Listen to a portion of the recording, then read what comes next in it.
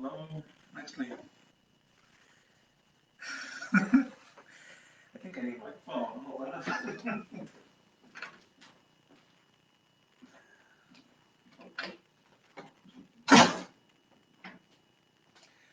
All right, I believe I've been instructed to chill out for the first 5 minutes, and I'm going to use that time to introduce myself a little bit. First, I'm texting a friend of mine, a great poet, Vincent Cooper, Gente. Vincent Orantes, you can check him out. His first book is Saxamora, which you can check out on my, I did a review of it on my poetry blog, The Friday Influence. You know, well, I should probably say my name real quick. Gente, thank you for the, the good luck. I will need it. So, hi, my name is José Angel Araguz. And you can just call me Jose, or you can not call me anything because this is virtual. I am a poet. I poet things. What are the? I don't have my bio memorized, right? Like who does? Like I'd worry, right? I've published 7 chapbooks. I've published 4 books. The latest is an Empty Pot's Darkness, and yeah, I teach at Suffolk University. I also teach as part of the MFA faculty for the Solstice Low-Residency Program at Prairie College. And yeah, I get to work with good people. I invited my students to come to this, which we'll see if they come. It's always a different kind of like high stakes when students show up to a reading. So like I said at the start of this, we've been live for about 2 minutes now. I'm going to spend the first 5 minutes introducing myself as much as I can, or as much as is feasible. So, what else to say about myself? Let's see. Actually, you know what? I want to use this time to give shout outs. Maybe my bio will come out in that way. So I'd like to give a shout out first and foremost to Sarah Clark, who gave me the very thorough and awesome instructions on the Poets in Pajamas series like format. I'm logged in to their account, and I am able to do this right now. So thank you, Sarah, for putting up with my questions and giving good advice. She'll be texting me your questions later during the Q&A. I'll be doing a short reading and then holding a Q&A. Special thanks to Sundress Publications just for all the great work y'all do, and including stirring an online literary collection. Gonna come back to that later, but it's a great online journal. If you don't know it, please check it out. I believe under the umbrella of Sundress Publications, we have Pretty Owl Poetry. It's my crew. They're good people. I'm also, I feel compelled to do shout outs because I don't do I don't do long acknowledgement pages. I pretty much, one, I didn't know I could. When you publish with small presses, you're kind of given the kind of free reign. And in my nervousness, I didn't think to like, oh, right, I can populate my acknowledgements with more and more. So if you follow my books, there are slowly more and more things in the back of the books. I'm doing more notes. The books that I'm shopping around right now and the manuscripts, I have more acknowledgements, notes, and things to people, but I haven't done that in the past. So I worry that it makes me look ungrateful, right? Hashtag poet problems. So shout out also to, Suffolk University, all my colleagues, my people there, including the critic nonfiction writer Amy Monticello, fiction writer Wyatt Bonikowski, and also fiction D. Quentin Miller. Good people. Shout out to my comrade in words, Quentin Collins. I met Carney as well over at the Solstice. I'm kind of covering all the bases there. Almost done with 5 minutes. So the awkwardness. See, because I'm here to legitly read some poems. That's what I'm prepared for. I wasn't prepared too much for an intro. I will also say a shout out to Early Press. It's a good press out of the Pacific Northwest, and definitely worth checking out. I was editing with them for a couple of years, and yeah, a lot of good writing. A lot of good writing in the PNW, and especially with Early Press and the good folks there. Shout out to my students if you came. They have to put up with my bad jokes. And what else? Yeah, I grew up in. Oh, shout out to my partner, my wife, my heart, Annie, who is in the room here with me. Thanks. And who is also yeah, she puts up with a lot, especially with the pandemic. I've been doing a number of these virtual readings, which I love. I love doing these readings. I was surprised how much still comes out. Also, with virtual teaching, a lot of the energy is still there. It is not a substitute. This space here is not a substitute for an actual reading. It is what it is, and it is, I hope, welcoming, and I hope to welcome you. Last little bit. I've gone on to 6 minutes now. I'll start my reading in just a minute. I do want to say I was born and raised in Corpus Christi, Texas. Shout out to my fam there, both blood and otherwise, my Texas folk. And also anywhere I've lived. I've got community in Oregon, New Mexico, and now Massachusetts, and lots of places in between. I've lived on all the coasts except for like over in Alaska and Hawaii. But yeah, y'all could invite me. Anyway, no, I'm not gonna sound like that. I have a streak. All right, I've got a clock telling me how long I've been live. And I'm at 6 minutes and 50. I'm going to go ahead and start my reading in just a moment. Did I say my thank yous? I did. Also want to shout out my shirt. I wore a cool shirt. It's a Grim Reaper with a cat. Because sometimes we need a Grim Reaper with a cat. Actually, that was Annie. Annie, my partner, she gave me that for her birthday last year. And so that was kind of her. I told my students I would wear a cool shirt. So anyway. Alright, so tonight I am going to read poems. And actually I'm going to read from 2 of my books and then from a couple of anthologies as well. It's going to be around 15 minutes with hopefully not too much talking from me. I don't want to distract too much. But I thought, since this is Poets in Pajamas, this is associated with Sundress, which is associated with Stirring, an online literary collection. I thought I would share a little bit of history, and I'm hoping, in view of or in the form of the first poem that I read, because Stirring, way back in the day, I'm not going to say when, because I don't want to date myself, but, and I've gotten to a point in my life where I have to say that, right? Mainly it's teaching. That has me this self-conscious. No, that's not true. It's me being a Virgo that has me this self-conscious. Anyway, I want to read the poem that Stirring published. It was one of my first published poems way back in the day, and it was published online. And bless them for taking a chance on someone like me. My early publications meant a lot because it was me. Like especially early on, like you don't know what if your stuff's good or not. Not even if it's good, but if it's going to be able to find readers. So I view publishing. Speaking of which, I'm also the editor of Salamander magazine. Shout out to Salamander, which I represent. Submit to us. We open up in October. But yeah, I feel like so much of publishing in the 20 years that I've been writing, I've learned is about finding your audience, finding your readers. You put your work out there. It's an act of faith. Put aside all the competitiveness, and you hope that your work will find people that are empathetic to it, that hear you, literally hear you, hear your words, and read them and connect with them. And sometimes those people run journals, sometimes they run presses. And yeah, Erin and Elizabeth Smith, thank you for taking a chance on this poem. It's helped me greatly along the way. All right, so I'm going to start my reading officially now with this first poem called On Hemingway and Birds. Waiting for the bus is a purgatory in itself. wind biting at my skin, wounding cold.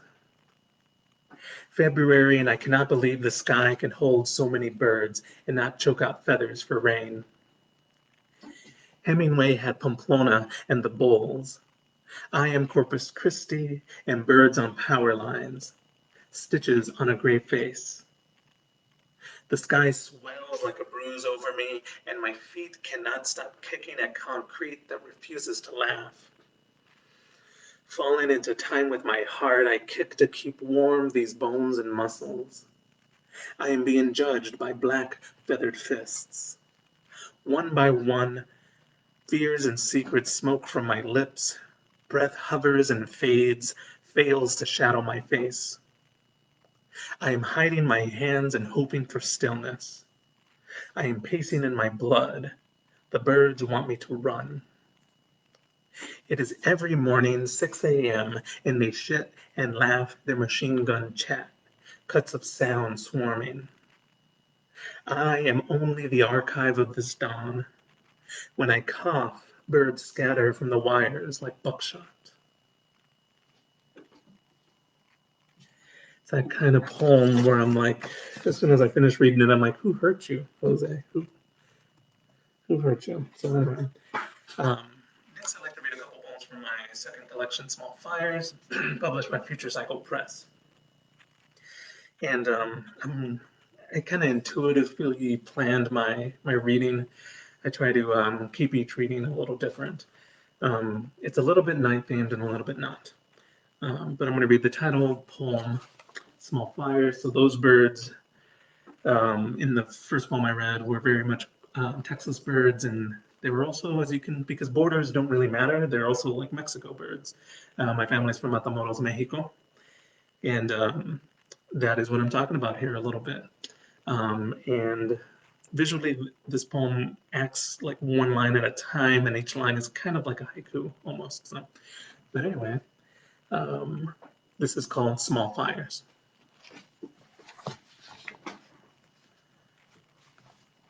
The stories of a new world end like this. My grandfather's house at the edge of a landfill. My mouth dry for hours on the road. I knew we were close when traffic split, my mother's knuckles white. My grandfather with his hat in his hands posing for a photograph.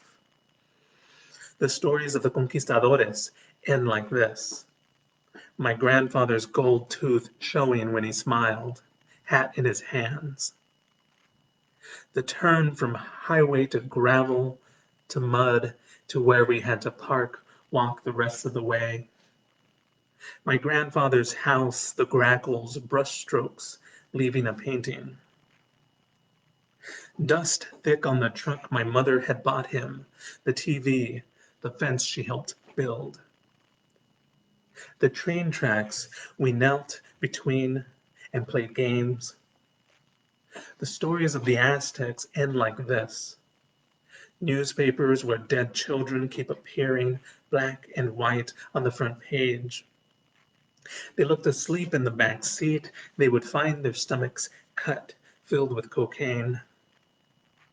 My grandfather's house, the rats ruminating in the sun.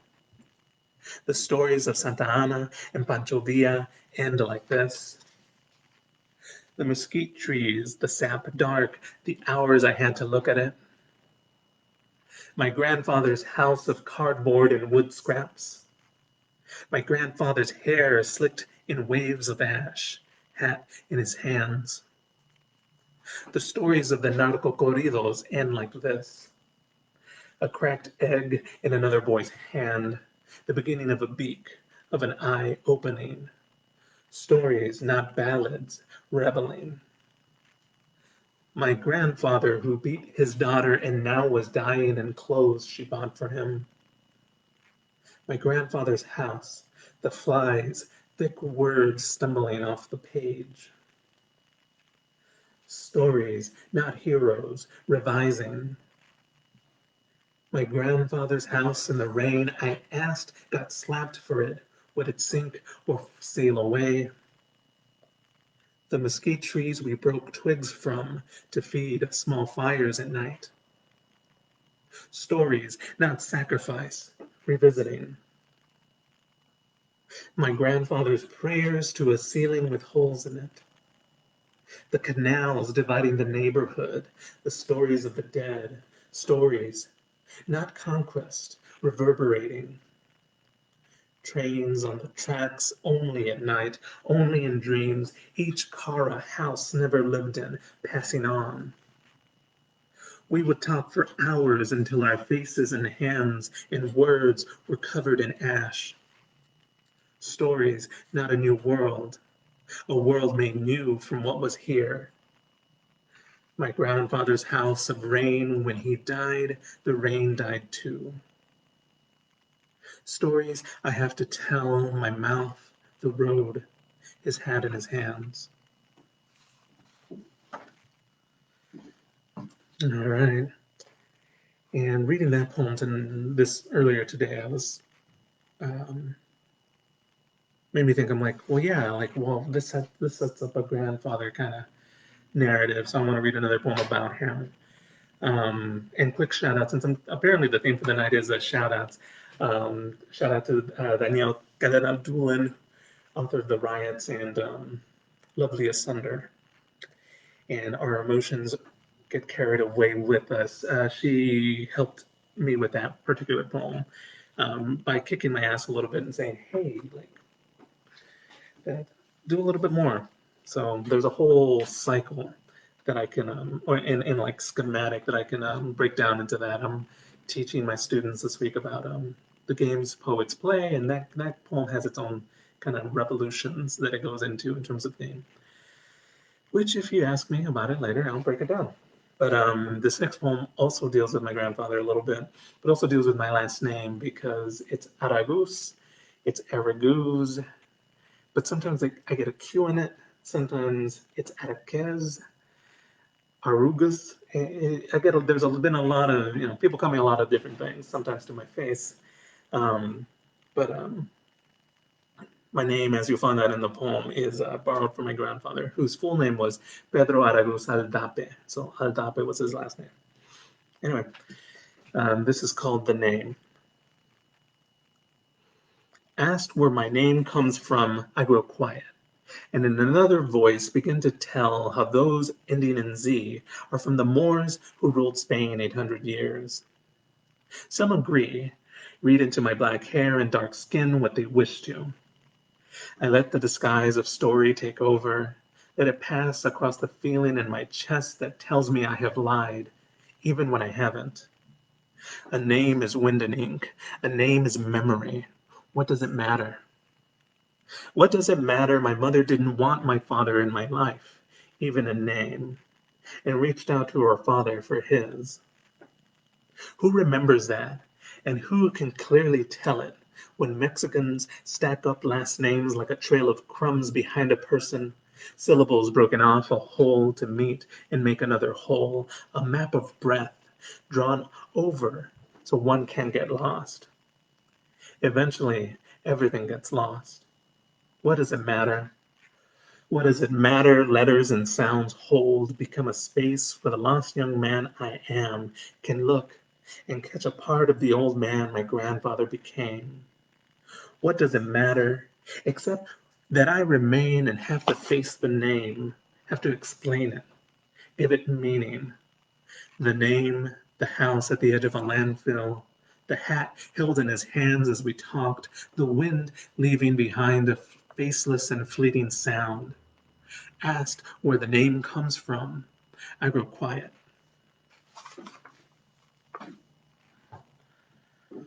All right. Thank y'all. Thank y'all. All right. I'd like to move on. I've got a set list. I practiced because you got to practice. Poets out there, practice your poems, time yourself. Nobody wants to be like, well, what do you want to hear? Like, no, come on, man. Do it right. Do it right by your folks. Invite people who say, hey, can you keep to a time limit? Yes, I can. All right. So the next poem I want to read is from my third collection, Until We Are Level Again, put out by Mongol Empire Press. Shout out to Calhoun Mish, Janetta Calhoun Mish.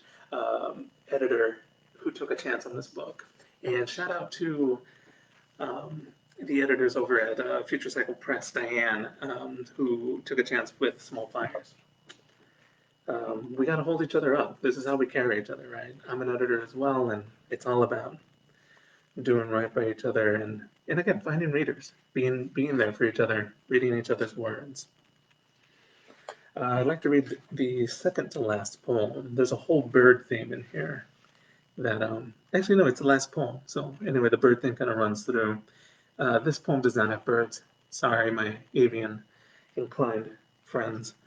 But what I'd like to say to like set up this poem is that there's at least one good line of poetry in here, and it is by Pedro Miguel Obligado. I kind of take a poem of his and kind of sample it in my poem here.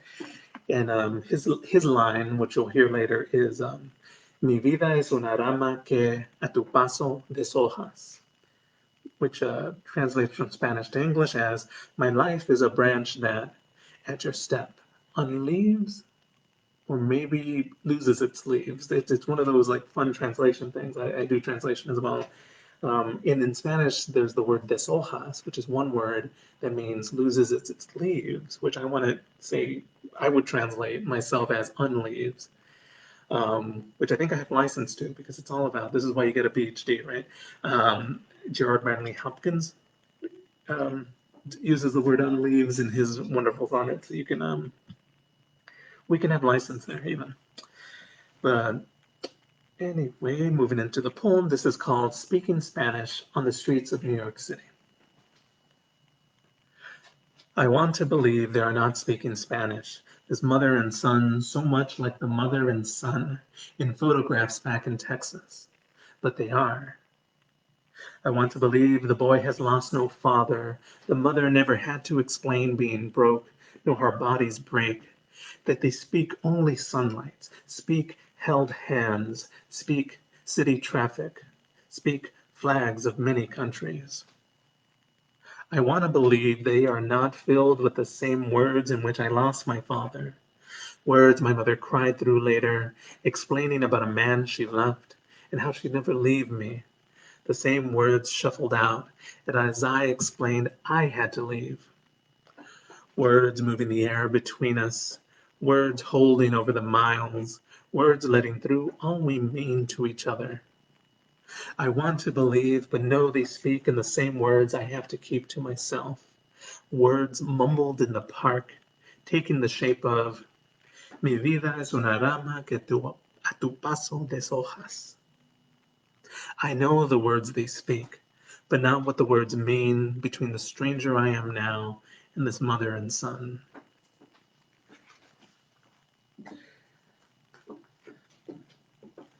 Well, always. That poem takes me back. That's NYU time. I did my MFA at NYU, PhD at University of Cincinnati. See, I'm still sneaking in the bio, right? But that takes me back to feeling homesick. I write so much about Texas and about Corpus Christi specifically and my family, but I also don't get to visit much because life, both the poet life, but also academia. When you're on the market, like is said, you have to be open to some flexibility, and I think poets are set up well for that. That was a heavier sigh than I anticipated. All right, so moving into the section where I start reading poems from anthologies. Just gonna shout out a couple. First one is the latest volume of the Breakbeat Poets. This is volume 4 at the next. Shout out to the editors Felicia Rose Chavez, Jose Olivares, and Willie Perdomo. And shout out to all the awesome Latinx poets in this. This is family in here, right? Let's got John Murillo, Malcolm Friend, Noel Quiñones, Nicole Seeley.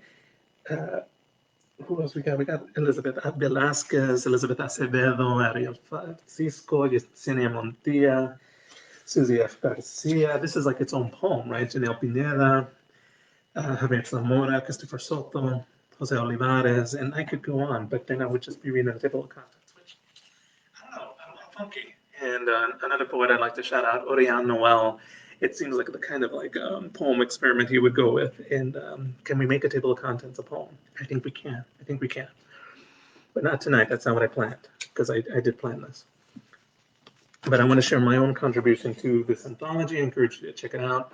I'm actually going to get to teach it next semester in spring as part of the Latinx literature class, and I can tell you a story about that at some time. I say you, whoever is interested, to ask me a question about that. But my contribution here is called La Llorona Watches the Movie Troy. And the way I'll set it up is saying, hey, if you know who La Llorona is, cool. If not, she's a folklore character associated with rivers and the killing of children by rivers. And I feel like it's very like patriarchal, the way that it's always left out that she got cheated on, that it's usually a guy betrayed her or did something terrible to her that set her off. Because, you know, we don't go crazy on our own. It's like, La Llorona, like, there's a source there. It's addressing a kind of wrong, even there. And I love modern interpretations of the La Llorona story, which put her in places like Juarez, living like where you have makeshift shacks near landfills, which like my grandfather also lived in a shack by a landfill in Matamoros. So I take her to the movies in this poem. So this is called La Llorona Watches the Movie Troy. She watches Brad Pitt leap, then land a stab like a hammer blow, spends time taking in the bronze skin of the actors, the way they say grass like toss. Todo British. She snaps popcorn by the handful, watches the gods be shrugged off by warriors. During the scene where the Greeks scurry from the Trojan horse, their shadows fingers pulling at string and unraveling the night, her breath is sand and crackling flame. When they run toward fire in the desert, toward collapsing roofs and digitized screaming, the montage of faces, of bodies pushing against each other, has her whispering to no one in particular, Mira Baghdad, Mira Juarez. And no one in particular hears her over the Dolby of swords being unsheathed. She begins to hum, letting her voice hit the same notes as the opera singer overlaid during the carnage. Should anyone look over, they'd see the silhouette of a woman in the third row treating the 40-foot screen like an altar. When, after seeing the toppling of statues and the scavenging through offerings to Apollo, sun god, the one who sees everything, the aged and fallen king staggers in defeat and cries out, have you no honor? Have you no honor? She gasps, nods, as if watching a telenovela unfold according to how she would want it. Truth is, she has seen this all before, has drowned the brown bodies, has plucked gold coins from river water before any boatman could make his way to her. She knows the blonde and blue-eyed have arrived to play both hero and love interest again. That though Helen here is a vagabond Maryland, she used to have un poquito de chile in her blood, y un puñado de lodo in her heart. That's why it's a woman in the movie who says, if killing is your only talent, then it is your curse, and says it like one slapping their hand against the river, a sting in their hand for a while. Truth is, there will always be a Brad to leap and hit hard, the thud through the speakers like a heartbeat.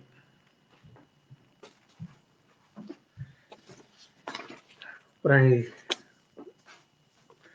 I stress tonight about that poem is that interrogation of America. I wrote it around the time of during the George W. Bush administration, and I was living in South Texas in a house without electricity. And so I spent a lot of time at the dollar movies because, remember the dollar movies? the dollar movies, because they had a C there. And I watched Spider-Man a lot. So there's a Spider-Man poem, Spider-Man 2 specifically. And I watched Troy a lot, to stay cool. Just stay cool temperature-wise, not pop culture-wise, because that movie, I mean, you could eat popcorn to it. But it's funny how heroic Hollywood puts up traditional, like Eurocentric narratives, and but also how we can put a mirror to it. That's what I hope. So, like when the character says, "Have you no honor?" I'm like, no, that's America, or that's the America I was seeing then. And now moving to the America of now, I'd like to read my poem from the Dear America anthology. This is put out by terrain.org. Shout out to them. Shout out to Simmons Button, Elizabeth Dodd, and Derek Sheffel, and to all the great poets in here as well. I very sneakily, because it's all about being sneaky. In my composition classes, I'm currently teaching a Writing 102 class called Dear America, the Present Moment's Literature. So like so it's lit and then parentheses literature, because puns are fun. But I have a poem in here, and this anthology was actually started. The work in this anthology, a lot of it, started to come out when they put out a call for Letters to America during the 2016 election. You know which election that is. A very special day, as someone has recently said. And so, yeah, November of that year, shortly after the election, I got the call and or the invite from the editor, and thank you all for that. That's what I mean. Like, we find our writers, we find our people, and we find our poems. So I'd like to read the poem from that's included in this anthology. This is a poem in 3 parts. It's entitled American Studies. My wife tells me of reading the Dear America books as a child, those stories told via the diaries of young women who lived during difficult times in American history. In these stories filled with suffering were the facts behind the suffering. Her favorite involved the RMS Titanic, the unsinkable ship that sank. I ask if trying to imagine what it looked like was what captivated, and she says no, says only one book led to another, until she realized she could never see it or accept it. After the election, my friend explains he feels he could manage here, but not his children. He explains he spoke to their school director, who comforted by talking about police presence. But if there's police, he asks, before anything happens, what will happen when something does? American algebra. Everything is X until proven Y. Dear America, if X represents what my friend feels thinking about the police, what language do you imagine he worries his children speaking publicly? And what language are we speaking now? Show your work.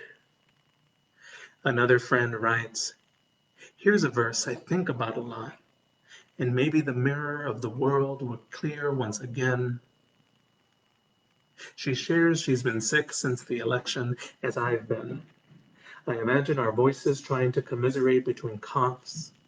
In physics, energy can neither be created nor destroyed. What American physics happens here as I read and hear her voice behind the verse she sent? Are you, dear America, afraid as I am that our faces will no longer be there when the mirror clears? All right, I got one more poem after this. And but real quick, I want to give a shout out to the friends in here. One friend is the novelist, Mexican novelist Manuel Robles Montes, and also the friend in the final section was Adiba Shahid Talukdar. Check out her book that's out right now. Won the Kundiman Prize. And yeah, she gave me this verse from Faiz Ahmad Faiz during this time, and she said, and maybe the mirror of the world will clear once again. And yeah, Adiba is a wonderful poet. Check her out. All right, to wrap up, I'm feeling self-conscious because I think I took more time than I expected to. I want to end on a poem that from a book that I recently reviewed and that I'm hoping the review is coming. Uh, it's an anthology called The World I Leave You, Asian American Poets on Faith and Spirit, put out by Horizon Books. Shout out to Luke Hankins over there. And this poem won't be mine. I'm gonna put some good words in the air because we're in a pandemic and it's scare times, right? It's scary. It's more than scary. It is. The phrase I keep using is heartsick. I'm heartsick over the pandemic. I'm heartsick over the privilege check that the pandemic is and how many people are failing. I'm heartsick over the fires on the West Coast, all my people, all my fam in California, in Oregon, and Washington. I'm thinking of you, and I wish your safety. But I'm going to be reading a poem by Matthew Olsman called Letter to a Bridge Made of Rope. So you got to think like a bridge made of rope across like two cliffs and maybe a river. Does he mention a river? Yeah, rocks down there. So let's talk about rocks down there. Um, so yeah, I'm reading his poem, and I present it to y'all with the wish that we all be kind to ourselves and hang in there, beyond what the cliche of hanging in there stands for. Matthew Olsman, Letter to a Bridge Made of Rope. I don't trust you. To the shepherd herding his flock through the gorge below, it must appear as if I walk on the sky. I feel like that too, so little between me and the fall. But this is how faith works its craft. One foot set in front of the other, while the wind rattles the cage of the living. And the rocks down there cheer every wobble. And your threads keep this braided business almost intact, saying, don't worry, I've been here a long time. You'll make it across. And we will make it across. That is my reading. And I want to open it up to questions. And I understand there's a delay, so I'm going to hang tight while I wait for questions to arrive. But thank you all for listening. That is 9 poems, but probably sounded like longer because I rambled a bit. And I'm doing that thing like, if you don't say anything, nobody's gonna really notice. But I'm gonna say something because I'm self-conscious. But gonna start off with the question: who are your biggest influences as a writer? I mean, I feel like that question of influence is always kind of two ways, right? There's the influences that you like, yeah, those are my influences. But then there's the influences you have to admit, right? Like, just like there's movies that like, what are your favorite movies? And you're like, oh, do I want to give the movies that will impress people that I like them, or do I want to give the movies that I actually like? And I won't spend too much time with that split, but I'll say from the poems tonight, definitely Charles Simic.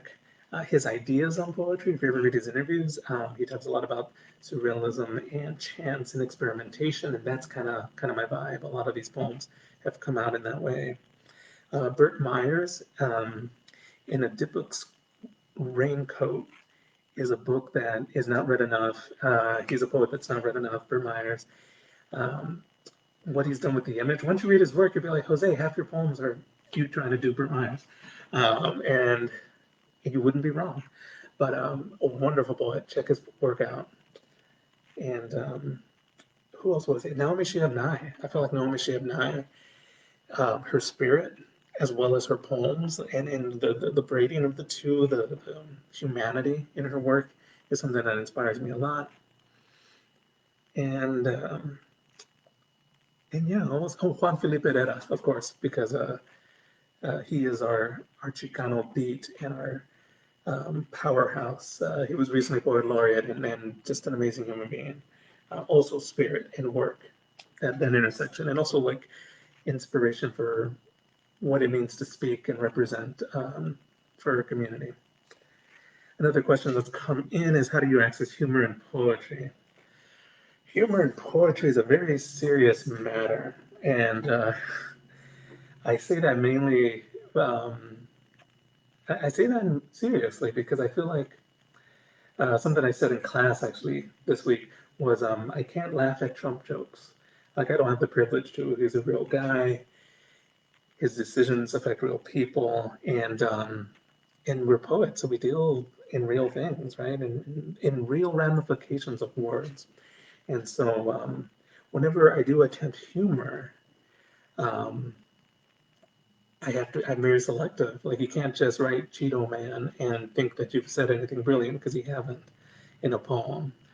Um, and so if anything comes through as humor in my work, there's probably truth behind it because I do believe in that humor. There's a lot of truth in what things are funny. And if anything else, I think my tia, my Aunt Emma, she's the one who comes out of my poems whenever I'm funny. So if you've ever laughed reading one of my poems, it's because some of her kind of snarkiness has come through. She's a great literary influence in my life. Hell yeah, Tia Emma, you're awesome. What projects are you working on now? Novel, memoir? You know, I'm always working on something. There's at least five things. There's two poetry books that I'm shopping around right now. One is dealing with religion, being kind of a lapsed Catholic, the guilt never leaves you, things like that never leave you. And I kind of interrogate that a little, what that influence has had in my life, and just ideas of faith. I also have a book of dealing with the idea of mortality and animation that I'm shopping around, and it also consists of poems of 55 words each. And there's a reason for it, and I've worked really hard to make sure that the reason is clear. And I do have a poetic memoir, creative nonfiction. I do nonfiction as well. If you are familiar with my book, Small Fires, I snuck in a lyric essay in the middle of it because I can, because poets are sneaky. Watch out for us. W.H. Auden talks about feeling like a thief whenever somebody likes his poems. And I'm like, yeah, we poets, we have to hustle. And we also in other genres as well. So I do have a poetic memoir called Running Through the Ruins, and I'm shopping around. And I have a series of nonfiction essays that I'm working on currently for a different project about taking up space. Um, and hopefully it doesn't feel like I'm taking up your time by talking about it. And watch out, the last project I'll talk about is I have a book of poems that I've written just in Spanish, in which I kind of engage with my own history of being bilingual. Because I speak Spanish fluently. It's the language I speak to my family with, the language I learned how to pray in. It's the language I learned. It's a language of need for me. But then when I got to high school and was a young poet, and I was like, okay, well, I speak Spanish, so obviously I can read books in Spanish. So I would pick up the bilingual, like Neruda, because that's who Barnes and Noble sold. And I'd be like, okay, oh, that Spanish is a little more hardcore. It's a little more literary than I was ready for. And that's me in high school. And since then, I've worked at getting a little bit more facility with Spanish to the point where I started writing in Spanish. But at the same time, the push for writing in Spanish came out of reading English translations and being like, you know what, not feeling this translation. It should be on leaves, not loses its leaves for this hojas. Yeah. Tying it back, tying it back. Yeah, that's all I'll talk about. There's other projects, and you'll just have to be on the lookout for them. And one more question: is there a piece of literary criticism or interview that you especially love?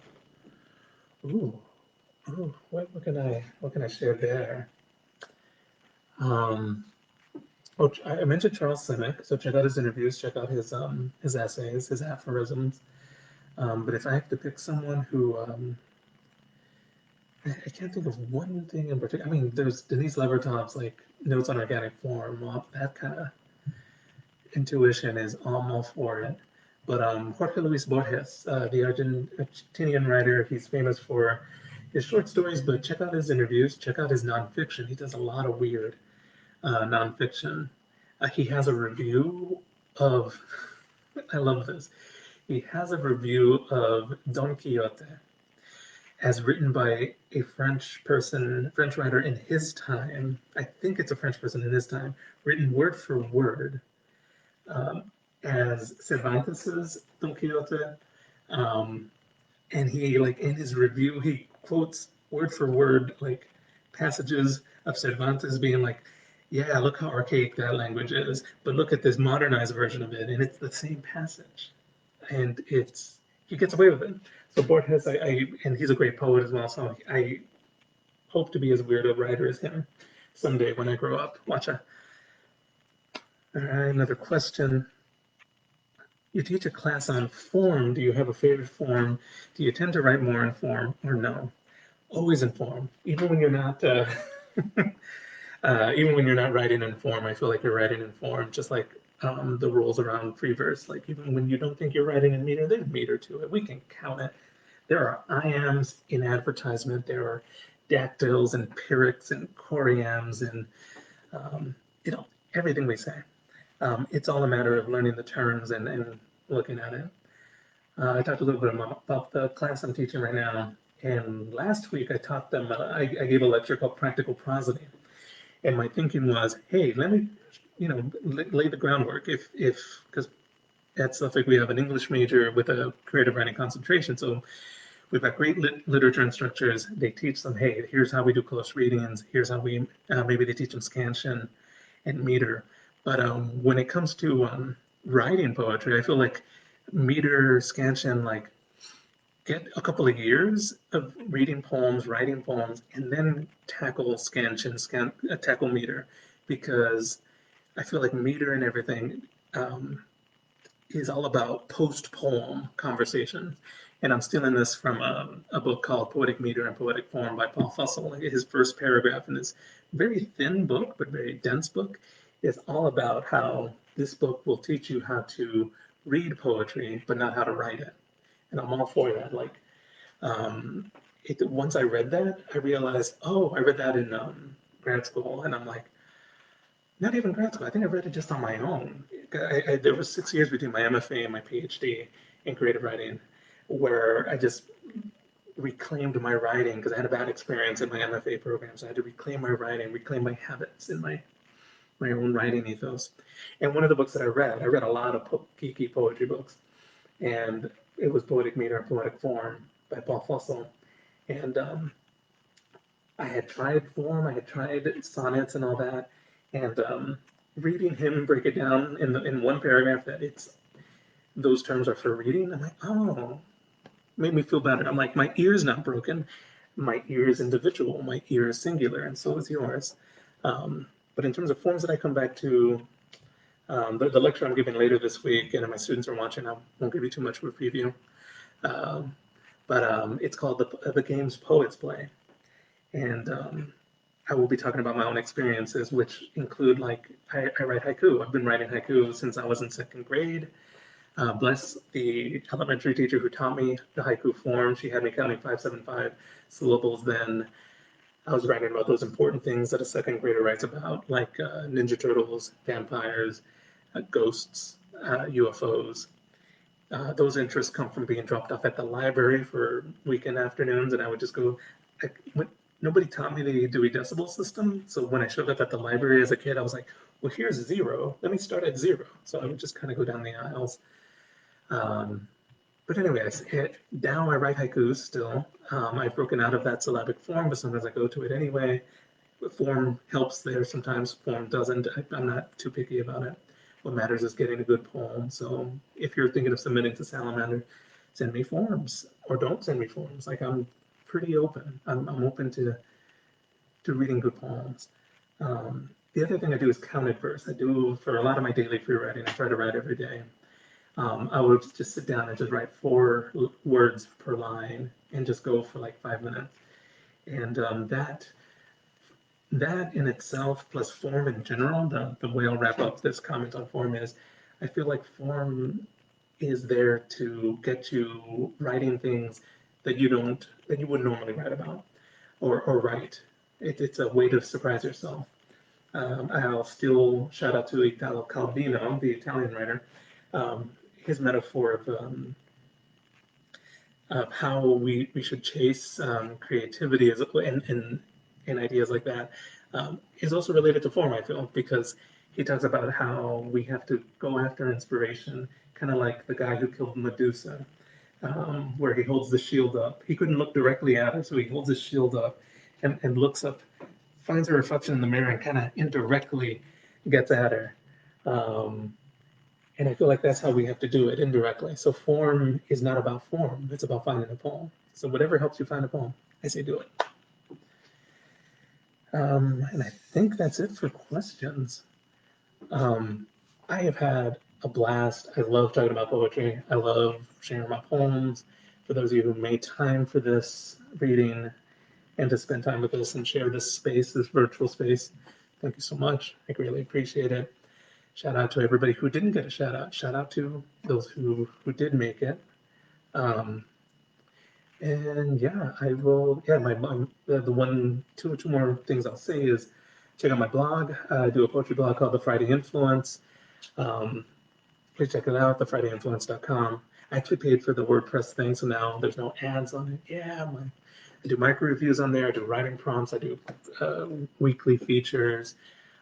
Anything poetry related or writing related, I like to feature space there. My micro reviews are very wide and diverse, I feel, and not diverse buzzword, but diverse, like intersectional, like let's talk about it. And also shout out to, I want to plug my Instagram account, Poetry a Mano. That's Poetry AMANO, where I do erasure poems and also kind of give updates on, like if it was my birthday or something. Which, if you are wondering if it's my birthday, find out when my birthday was. Maybe there was a recent post. Who knows? All right. I will now wrap it up. Thank you again, everyone. Take care. Be kind to yourselves.